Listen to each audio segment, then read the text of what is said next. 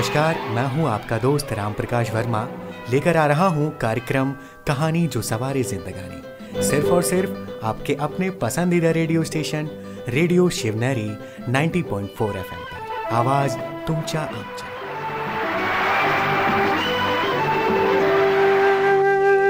नमस्कार, आप सभी का स्वागत है आज के इस कहानी जो सवारे जिंदगानी इस प्रोग्राम में। आप सभी का स्वागत है और आप सभी जानते हैं कि हम लोग इस प्रोग्राम के माध्यम से एक नई कहानी सुनते हैं और फिर उस कहानी के बारे में चिंतन करते हैं और एक संदेश प्राप्त करने की कोशिश हमारी जारी रहती है।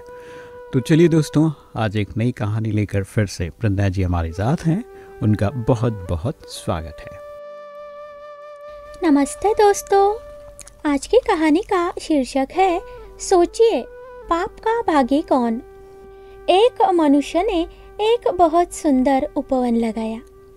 उसमें कई प्रकार के सुंदर सुंदर फल देने वाले वृक्ष, पौधे, खुशबूदार फूल लगाए।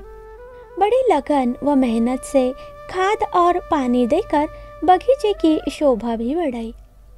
बगीचे को देखकर वह मन ही मन अति हर्ष का अनुभव करता था और कहते नहीं थकता था कि कितना यह सुंदर बगीचा है जो मैंने अपने हाथों से तैयार किया है। इस सुंदर उपवन में एक दिन एक गाय घुस गई और सभी सुंदर पौधों, फूलों व पेड़ों को उसने नष्ट कर दिया।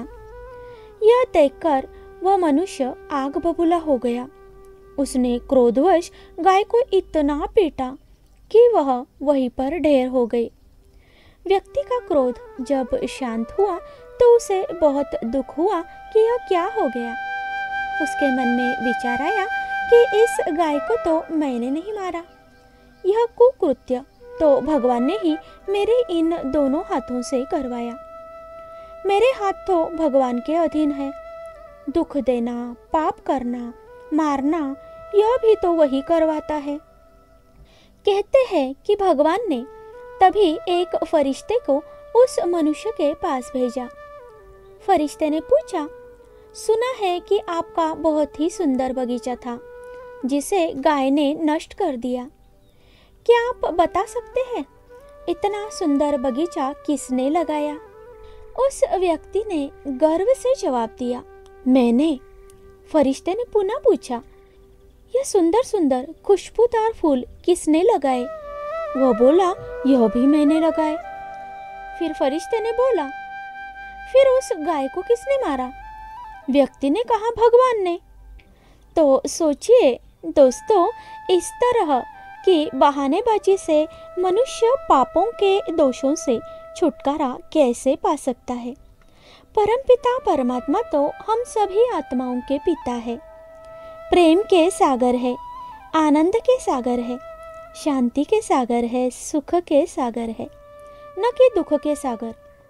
दुख तो मनुष्य को अपने पाप कर्मों के फल के रूप में भोगने ही पड़ते हैं। इसमें भगवान दोषी कहाँ से हुआ? तो इस बात पर दोस्तों जरा सोचिए। तो आज की कहानी में बस इतना ही। फिर मिलेंगे अगले मोड़ पर एक और नई कहानी के साथ। तब तक नमस्ते दोस्तों।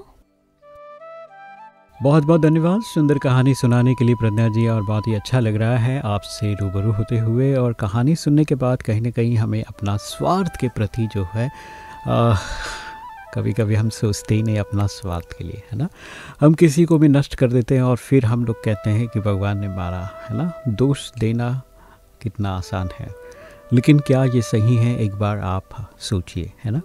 किसी भी मूक जानवर को मार देना अपने स्वार्थ के लिए, उसको समझ नहीं है, लेकिन आपको तो समझ है। आप अपना प्रोटेक्शन बढ़ाइए, आप सिक्योरिटी बढ़ाइए, है ना। और कुछ चीज़ें ऐसी हो जाती हैं तो बगीचा फिर लगेगा, लेकिन गाय मर गया तो वो वापस नहीं मिलेगा, है ना। तो इस पर विचार कीजिए आप। और चलिए, कहानी का मर्म यही है कि हम अपने स्वार्थ के लिए या अपनी खुशी के लिए किसी और को मार नहीं सकते। ये तो हिंसा हो गया। और उसके बाद हम वो दोष भी स्वीकार नहीं कर रहे हैं और भगवान पर दोष लगा रहे हैं, तो ये और महापापी का भागी बनना हो गया। तो इसीलिए दोस्तों सोचिए एक बार, क्या ये चीज़ें सही हैं और कहानी क्या मैसेज देता है मैं आपके ऊपर छोड़ देता हूँ और फिर मिलते हैं एक नई कहानी के साथ। तब तक आप बने रहिए हमारे साथ। रेडियो शिवनेरी 90.4 FM, आवाज़ तुमचा आमचा।